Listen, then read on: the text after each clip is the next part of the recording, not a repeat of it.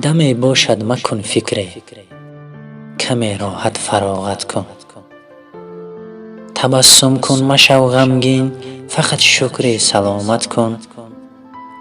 تسلای دل خود کن، اگر بدطینت رنجان. به کنج خلوت باشو، خدا را ذکر و طاعت کن. ته مغز و دهن بدبو، دلت را گر سیاه کرد. جوابش را مده و یک نفس صبر و طاقت کن.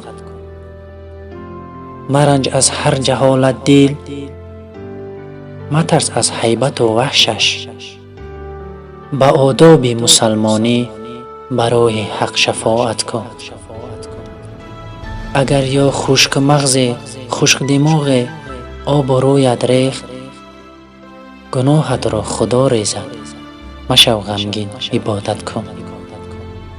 اگر نامرد و بیناموس و بیننگ حقارت کرد، ندادی بر جوابش مشت را، خود را ملامت کن.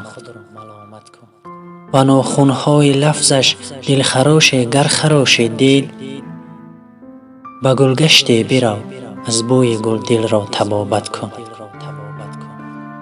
اگر سنگدل سنگ مصیبت را به سویت زد، بدون این کار الله است، برو خیر و سخاوت کن. مشو غمگین بسیری عمر بی حاصل رود روزی. مشو دل داده دنیا، فقط فکر قیامت کن.